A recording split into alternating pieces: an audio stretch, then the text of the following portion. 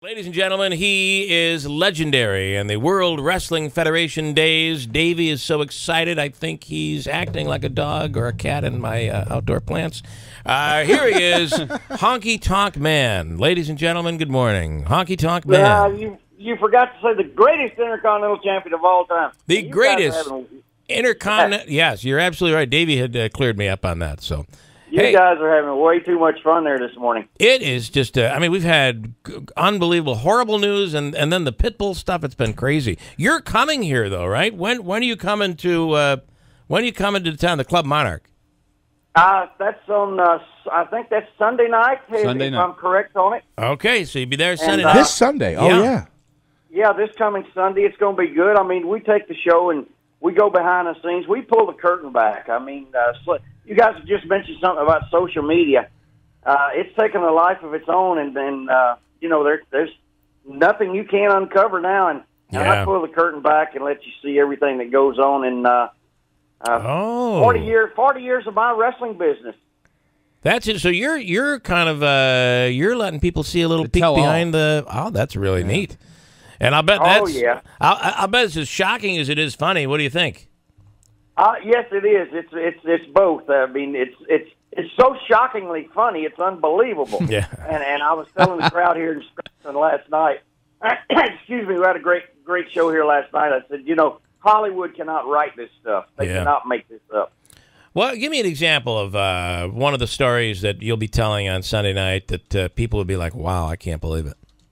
Well, of course, we'll talk about the Hulk Hogan sexcapade that went on, and that's a good one. I mean, I'll go behind the scenes and talk about how some of the backstage antics of some of the wrestlers caused so much trouble that we were lucky to even have shows at some of the arenas. You talking about drinking, Honky Tonk Man? I'm talking about guys drugging the coffee pot and people falling asleep. Wow. Yeah, guys were falling asleep because the coffee pot got drugged. Wow. Oh my gosh. And normally coffee keeps you awake until you add sedatives to it. I know, that's got to be some strong stuff in there. Holy cow. Hey, I mean, it's funny, but it's not funny. It's serious business. But yet it's funny when you see 10 guys leaning up against the wall or laying on the floor somewhere sleeping. You got TV taping going on, and you need to be on your best behavior.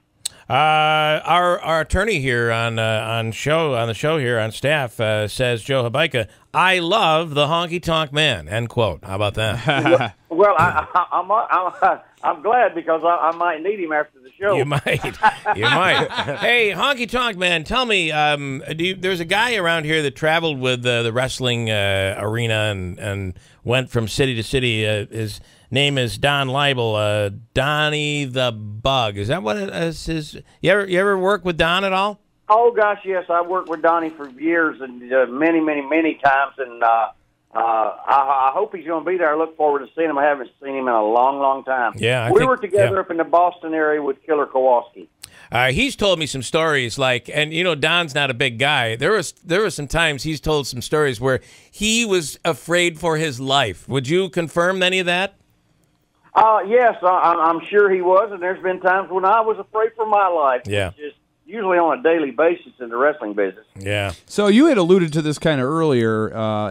You're not a big fan of Hulk Hogan. Is that true? Well, it's not that I'm not a fan. I mean, Hogan took us from some of the worst buildings and city arenas to big stadiums and things like that. He changed the way the wrestling world was. But when it came down to this thing that happened to him not so long ago, I have a funny take on it about I'll just give you a little. If I went with some other man's wife, I would probably get shot. Right. The other man would probably catch me and kill me. Yeah. And what does Hogan do? He makes $30 million. Yeah, you gotta wonder how he pulls that off, Oh yeah, I mean that's a heck of a deal, man. Yeah. Davey, come on, this is your guy here. Throw a question at him, Davey. Honky, I wanted to know how it was working with Jimmy Hart being your manager. Mm. And do you ever? Jimmy was great. He motivated me to do things like we're doing now, is to get up early in the morning and do radio shows and go do TV shows. And he pushed me. Well, he pushed me when I probably would not have pushed myself. So my hat's off to him. And I tell stories about Jimmy. You know, everything's lovely. Jimmy's pouring rain out there. Oh, it's lovely, baby. It's lovely. I mean, it's like such a positive attitude. And you know, sometimes you need a guy with such a positive attitude around you. And he was very good for me. What are your thoughts on the McMahons and where wrestling has gone today? Oh, well, I mean, Linda's down on Trump's cabinet now. It's part of small business, and well, I might need a lawyer if I talk about the small business they put out. But but anyway, you know, they have taken the thing from nowhere and put it so. I mean, it's universal, it's global, it's worldwide, and they've done a wonderful job with it. I tell it, you know. Us as wrestlers, we think we're pretty smart people. You know, we know how to con and we know how to scam and do all this nonsense. Hey, Vince is a billionaire, and we're out here doing stand-up comedy. Yeah, that's right. What is your relationship with them like now? Do you have any relationship? Do you ever make appearances? Well, after these shows, they probably won't talk to me again. But okay, so you're revealing stuff. You're showing. Well, you have a rep. They don't like that. If they want the curtain pulled back, they want to be the ones to do it, not someone like me. But hey, I have fun doing this, and it's no harm done to anyone, and it's a really nice thing for the fans to be able to interact with me and ask the questions that they would like to have answers to, and I don't skate on the answer. I give them the answer that's truthful. Yeah. So I think the deal Sunday night is it includes dinner and an autograph, right? In addition to the show. I think that's right on that. Yes. All right. So I'll have some 8x10 photos that I'll be signing for the people, or if they have merchandise they bring up. You know, the big thing now is they have this wrestling encyclopedia, or they'll bring guitars up, or they'll bring things for me to sign, and that's fine. I'll be doing all that. Tell me, if you could, do you? It got a little ugly for some time, where you know the steroids and everything else. There was so much pressure to stay looking like you were some sort of a superhuman being.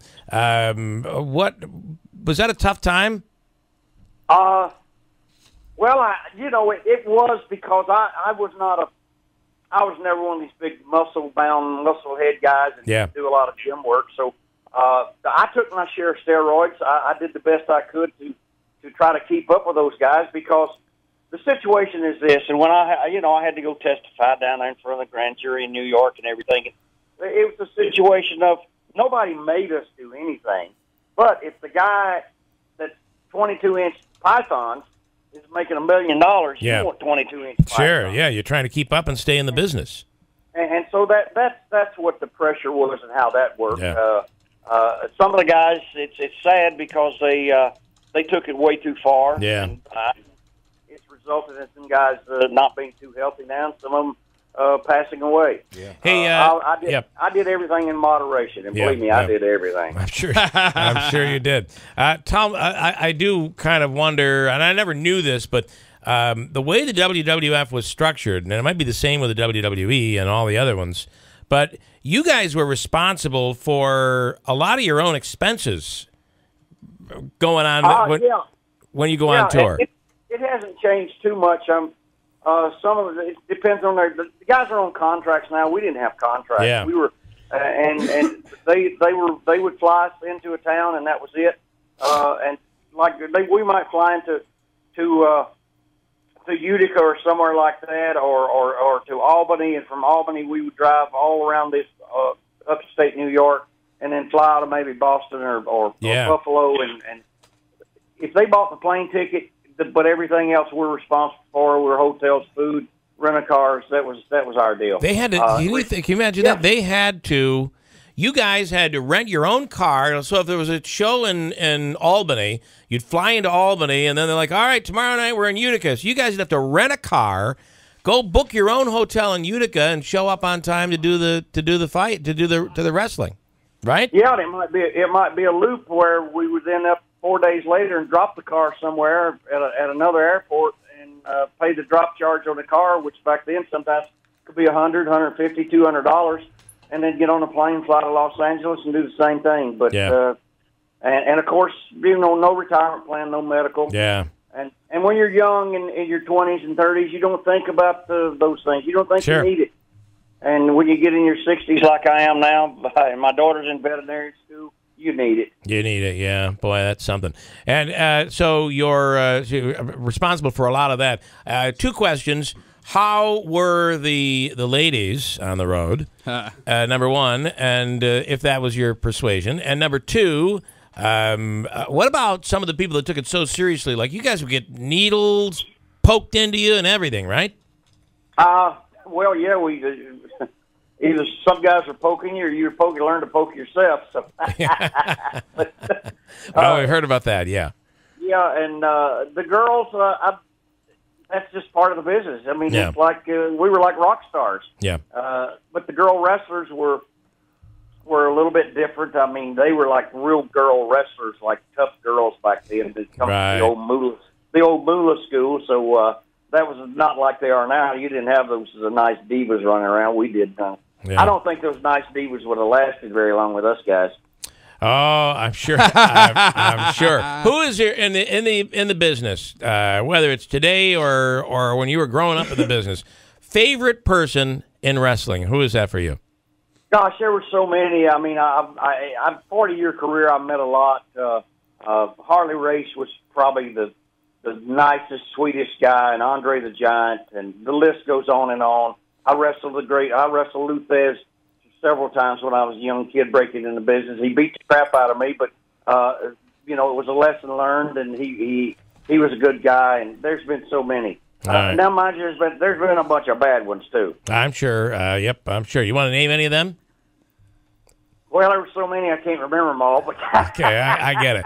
Well, it'll all be a part of what's going to happen on Sunday night. Tickets for this once-in-a-lifetime show include a buffet dinner, meet and greet with an autograph, question and answer session. So you get to do what we're doing here right now, and you'll have a lot more knowledge about wrestling than I do. And, of course... yes, and that Q&A that we do there will be a little bit more risque. It'll be a little bit more XXX rated. So, nice. Okay. It is what it is. All right, you're going to tell it all. And, oh, yes. We're going to pull the covers back. Okay, Honky Tonk Man's Comedy. And it is Sunday night, $30 tickets, and it's Sunday at 4:20 p.m., right?